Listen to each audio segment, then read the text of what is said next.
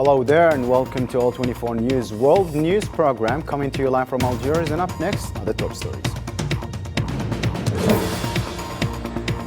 Consensus results boost joint African action at the 11th Peace and Security in Africa seminar. Algeria reaffirms commitment to combating terrorism and calls for action in the Security Council.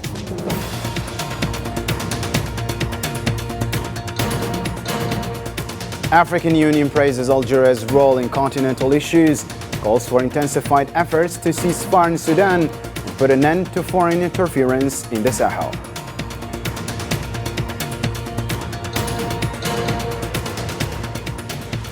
In Palestine, 37 martyrs in 4 new massacres by Zionist occupation within 24 hours. Occupation forces target school sheltering displaced people in Jabalia. Over 8,000 martyrs' bodies completely evaporate due to body-dissolving bombs.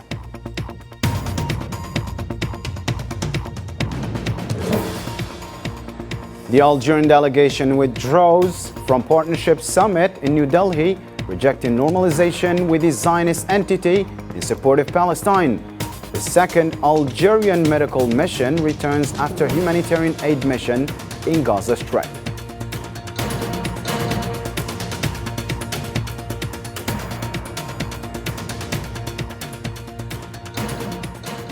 Hello there and welcome back to the program. First in our news file, Algerian Foreign Minister Ahmed Attaf hailed Iran's 11th high-level seminar on peace and security in Africa, which concluded its proceedings on Monday, as a milestone in fostering joint African action.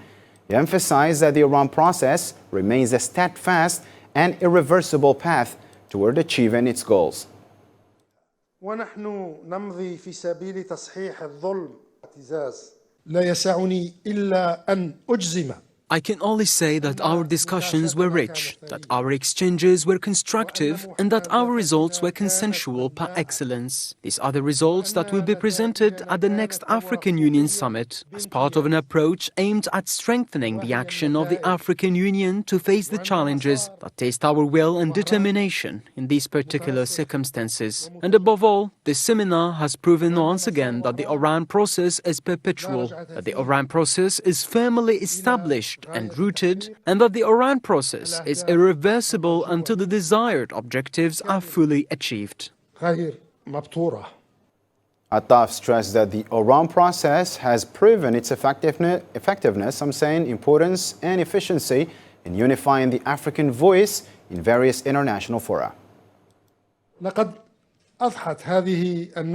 This high-level seminar has become an annual tradition established in the Joint Action Programme for Africa and the Intercontinental Agenda. If this can indicate anything, it is that it indicates that the Oran process has proven its effectiveness, its importance in unifying the African voice on the international scene in general and in the UN Security Council in particular and specifically. Even if we speak today with all pride of the fact that African members of the Security Council are distinguished from others by the fact that they exercise a continental mandate and by the fact that they represent with their voice unified all the countries of the continent. All the credit goes to the Oran process, which united the African world, united the African ranks, united Africa, and fanned the flame of trust between African countries. Algerian Foreign Minister Ahmed Attaf stated that the 11th Oran process strengthened African progress on key issues, particularly counterterrorism, reaffirming Algeria's commitment to coordinating continental efforts. أولاً مسألة مكافحة الإرهاب.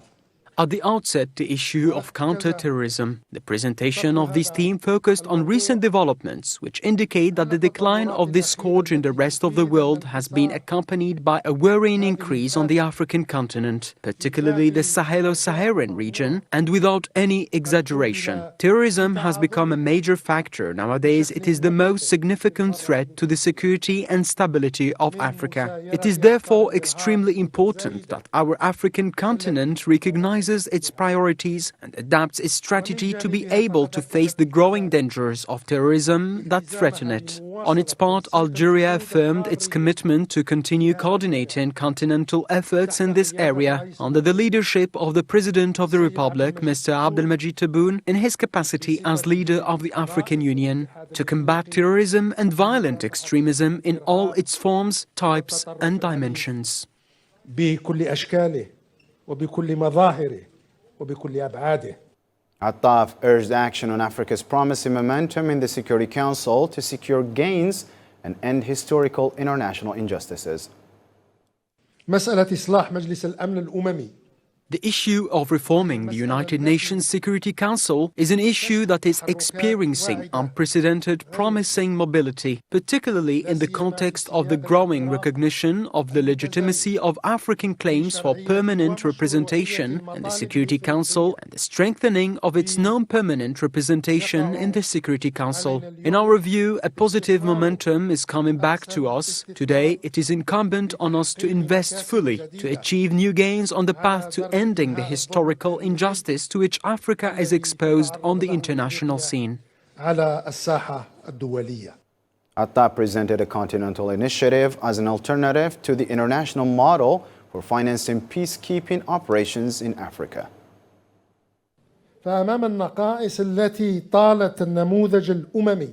Faced with the shortcomings affecting the international model of peacekeeping operations on African soil, our continental organization has taken the initiative to present an alternative model based on more daring operations in the face of the dangers facing African countries, particularly those linked to the proliferation of the phenomenon of terrorism. And our demands in this context are that the financing of these operations must be done through the United Nations budget, because the action of the African Union in such cases does not relieve our United Nations organization of its responsibility to maintain international peace and security.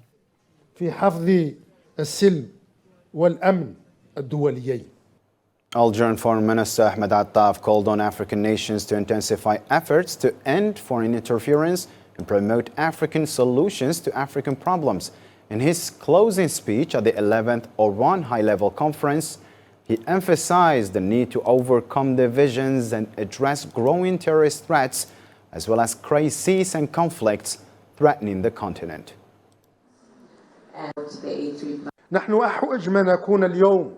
Today, we are in dire need of activating African solutions to African problems. No one understands the African situation better than Africans themselves. No one understands Africa's needs better than Africans themselves. And no one wants the best for Africa more than Africans themselves. In light of these overwhelming facts, it is incumbent upon us today to redouble our efforts to put an end to foreign interference in the affairs of our continent, to nip the divisions that have been planted between African countries, and to regain control of matters in our hands in order to draw the outlines for a better future for our continent and for the rest of the world. وللعالم أجمع.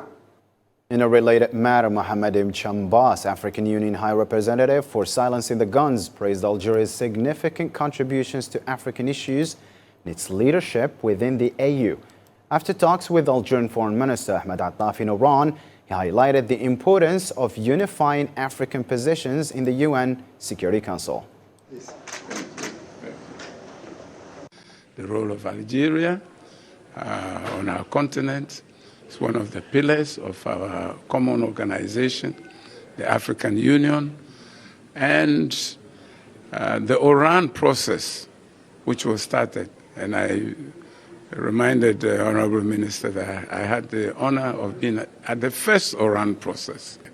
The African Union High Representative for Silencing the Guns reiterated the call for unified African platforms to prevent foreign interferences in the Sahel, calling it a critical challenge to resolving regional conflicts. We have the case of Sahel, which is neighboring to Algeria, and here we continue to hope that in the Sahel also we'll be able to work together on a common African platform to prevent foreign interference, which has been part of the challenge in many of our crises, incidentally, including in Sudan. So in the Sahel, we need to work together with the Sahel countries and look at the greater Sahel, not just the 3, 4, 5 countries involved.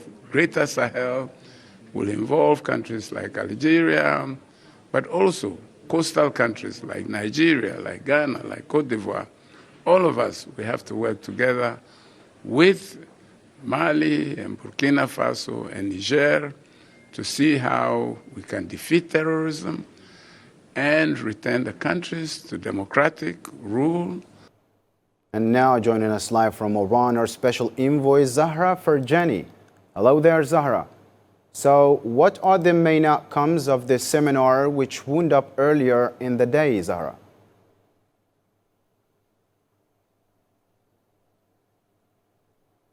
Indeed, the Oran process continues to solidify its role as a key platform in unifying Africa's voice, particularly at the UN Security Council. So the key issues addressed and targeted during the 11th high-level seminar on peace and security in Africa were first combating terrorism, especially in the Sahel region, and also securing UN funds for a peace process. And finally, which is the most important one, is securing, or let's say advancing the demand for Africa's permanent seats at the UN Security Council. Indeed, the Iran process in this edition drives the African aspiration, securing its global decision-making, its role in global decision-making, and also in building a secure Africa. Thank you, Zahra, for these insights. You joined us live from Iran. All right, our program continues. More news updates are coming up shortly after the break.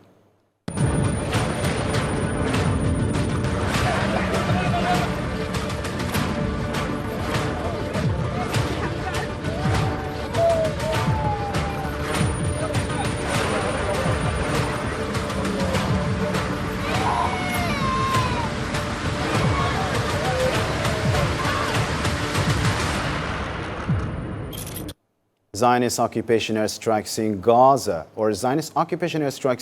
have left 37 Palestinians killed and at least 108 others injured in 4 massacres within 24 hours.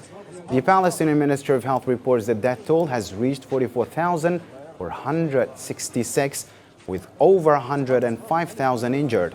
Many victims remain trapped under rubble, while rescue teams are unable to reach them.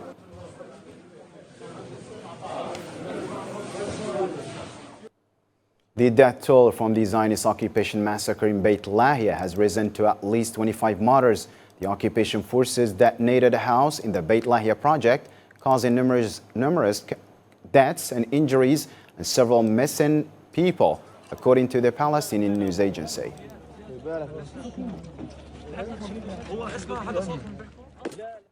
At least 12 martyrs were killed in a drone strike by Zionist occupation on Rafah, southern Gaza Strip. Medical sources at the European hospital in Khan Younis reported the arrival of the martyrs' bodies and several wounded from bombings of displaced people's gatherings. Additionally, 3 Palestinians were injured in a drone bombing near Abu Yusuf al-Najjar Hospital in Rafah. The injured were transferred to the European Gaza Hospital in Khan Younis. 2 Palestinians were killed and others were injured in a Zionist occupation airstrike on a house in Jabali al-Balad, northern Gaza Strip. The occupation forces raided the Abu Zaina family's home near Omari Mosque. Additionally, a bombing by Zionist occupation drones targeted Halima Saadiya School in Jabali al-Nazla, which shelters displaced people, resulting in at least 8 injuries. A 3-story house was targeted in the city of Jabalia near Omari Mosque. Seriously injured people were pulled out from under the rubble. There is still a mortar and an injured person under the rubble. We will now head to the place, but there is direct gunfire from the quadcopter and heavy shooting. Ayham al-Salaima, who has already been sentenced to 18 months of house arrest, currently serving his one-year prison sentence in an occupation prison for throwing stones at Zionist settlers. His father, Nawaf, a former prisoner in Israeli occupation prisons, shares these concerns. Here's Yassin Erikti with the full story. Ayham al-Salaima, a 14-year-old Palestinian from occupied East al-Quds, began serving a 12-month prison sentence on December 1st, 2024. Ayham, who had already been sentenced to 18 months of house arrest since May 2023 for throwing stones at Zionist settlers, was handed over to Zionist authorities by his father, Nawaf al-Salaima.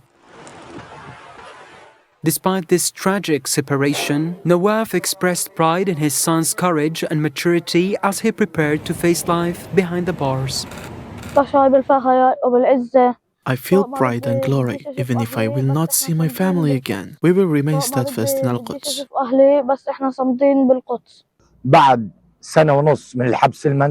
It is December 1st, 2024. After a year and a half of house arrest, the occupation court issued a real arrest warrant against my son, Ayham, in prison. Ayham's arrest highlights the ongoing plight of Palestinian children living under occupation. According to the Palestinian Commission for Detainees and Ex-Detainees Affairs, around 270 Palestinian children are currently imprisoned by Zionist forces, enduring harsh conditions, including torture, mistreatment, and the lack of basic necessities. 7 أكتوبر لليوم الأسرى كلياتهم فقدوا التواصل مع أهاليهم. From October 7th, 2023 until today, all prisoners have lost contact with their families. This has nothing to do with what we hear about torture, lack of food, the spread of diseases, the number of martyrs who died in prison. Our thoughts are devouring us. In an emotional farewell, Nawaf hugged his son tightly, offering words of encouragement before he was taken to the notorious Israeli occupation prison system. From this moment on, you are responsible for yourself. You are your own father, mother, and friend. Every prisoner inside is your brother. Ayham's case has drawn attention to the increasing number of Palestinian minors facing imprisonment under Israeli occupation. Despite the immense challenges, the young boy remains resilient, embodying remarkable courage and maturity beyond his years. Algerian Foreign Minister Ahmed Attaf condemned the European country's refusal to implement arrest warrants against those responsible for war crimes in Gaza Strip, calling it a form of severe discrimination. In his closing speech at the 11th Iran High-Level Conference on Peace and Security in Africa, Attaf criticized the lawless approach some countries take toward International Criminal Court arrest warrants for those committing crimes against humanity in Gaza. ضد الإنسانية في غزة التي عاثوا فيها تدميراً حين استيقظت العدالة الدولية. When international justice recently awoke to its responsibilities, we heard just a few days ago that a European state, which is signatory to the Rome Statute, announced its intention not to execute arrest warrants issued by the International Criminal Court against the planners, instigators, and perpetrators of war crimes and crimes against humanity in Gaza, where they wreaked destruction, devastation, and suffering. This same state, however, raised an uproar and spared no effort when the same court issued similar arrest warrants against leaders of African and non-African countries in past years without the slightest pang of conscience or the faintest sense of shame. This is the epitome of double standards, the essence of selective justice, and the most blatant form of discrimination in its ugliest manifestations. في أبشع صوره وأمقت تجلياته. The Algerian delegation led by Minister Tayyip Zitouni withdrew from the Partnership Summit in New Delhi on Monday when the Zionist entity's representative began his speech. This move reaffirmed Algeria's commitment to supporting the Palestinian cause and rejecting normalization with the Zionist entity.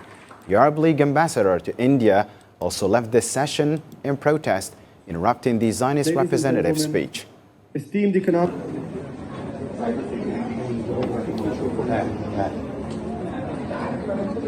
Excellency, Mr. The second Algerian medical delegation returned from Gaza after 15 days of providing aid to Palestinian people. The 7 doctors from various specialties were welcomed at Algiers International Airport by a crowd of appreciative Algerians. They reported the severe suffering in Gaza Strip, including killings, displacement, starvation, and the collapse of the health sector, which complicated their humanitarian efforts. We tried to do what we could, but unfortunately, the time frame was very short, just 2 weeks, which wasn't enough. Even operational facilities were limited, so it wasn't possible to do more. The situation there is catastrophic. The people of Gaza are enduring unimaginable suffering, hunger, disease, cold, homelessness, and bombardment from above. It's a truly heartbreaking state. Many people remain buried under the rubble for weeks, even months. The situation in Gaza was honestly tragic beyond words and completely inhuman. People were under bombardment while starving, homeless, barefoot, and without food. Even when the wounded made it to hospitals, they received no care because the medical facilities and centers were completely overwhelmed. Even the most basic first aid supplies were unavailable.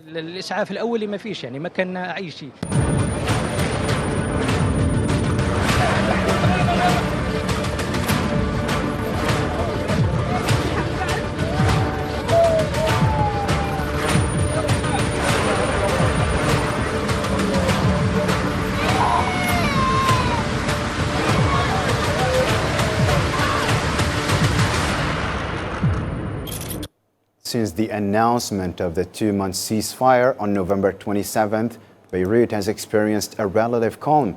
However, despite efforts to return to normalcy, the fear of uncertain future continues to weigh heavily on the minds of the city's residents. Sofian Kanturi reports now. Life is slowly returning to normal in Beirut, and people are getting back to their routines. Some are jogging or walking along the water, while others enjoy hot drinks with a view of the sea. However, beneath this calm, there is still fear that the fragile ceasefire agreement could be broken at any time by the Zionist forces, leading to more bombings. Despite the ceasefire that began on November 27th, Zionist forces have already attacked southern Lebanon several times. As the occupier has history of breaking laws and agreements, the fear that the Lebanese are experiencing is understandable. For now, everything's fine. We hope the situation remains calm, that everything will be okay, and that the country will return to how it was before. We want the army to take control. This is exactly what we want, for people to feel safe again. People just want to live. In Lebanon, since the ceasefire, people feel more at ease. They are returning to their homes, and everyone can breathe a little. But everyone is afraid of the future, of what will happen after the 60-day ceasefire period ends.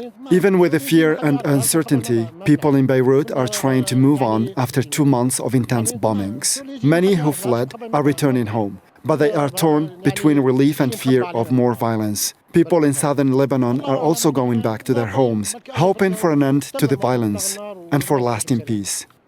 Even with the fear and uncertainty, people in Beirut are trying to move on after 2 months of intense bombings, but they are torn between relief and fear of more violence.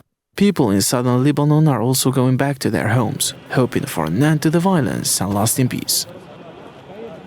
We are not happy with the situation because there was a ceasefire, but they are still striking. They are preventing people from the south from moving. By what right are they doing this? They agreed to the ceasefire. They should respect it. Why are they still at the borders?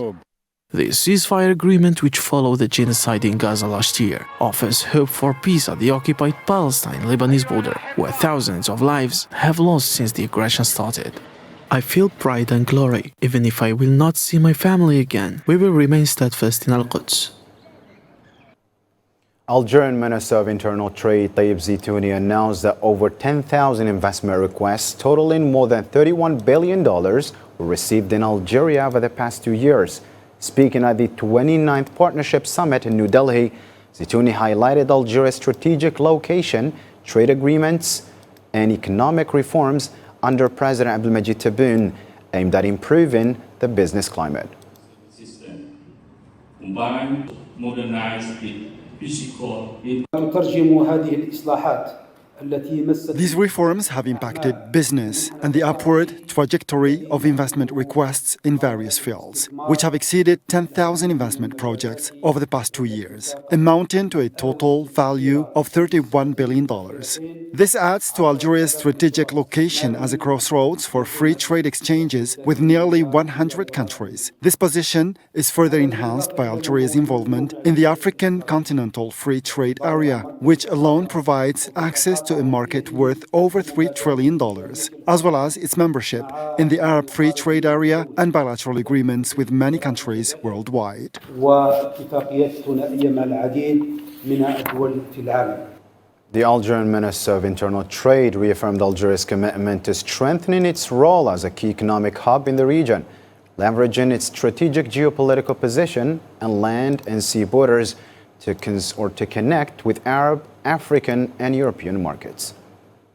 إن كل ذلك يجعل الجزائر مركزاً اقتصادياً حقيقياً. This positions Algeria as a true economic hub in the region, not to mention its geographical advantages, including over 6,000 kilometers of land borders, which enhance its connectivity with various Arab, regional, and European countries. Its access to the Mediterranean Sea and land crossings facilitates the seamless flow of goods and commodities. مما يسهل انسياب السلع والبضائع. The Sahrawi Office for the Coordination of Mine Action condemned the Moroccan occupation's continued use of incendiary weapons through drones against Sahrawis. In a statement marking the International Day of Victims of Chemical Weapons, Samako called for accountability for the 1976 massacres in Omdriga and Fariti, where the Moroccan occupation used banned weapons, causing the deaths of many civilians and ongoing suffering for victims and their families. Morocco continues to use incendiary weapons by drones which have charred many innocent civilian bodies, paralyzed the movement of peaceful traders, and prevented shepherds from exploiting areas suitable for grazing, as many camel herds on which the Sahrawi people depend as livestock have been wiped out. The Sahrawi Office for the Coordination of Mine Action urged the international community to conduct an independent and transparent investigation into the Moroccan occupation's use of chemical weapons in Western Sahara, calling it for accountability for those responsible for these crimes.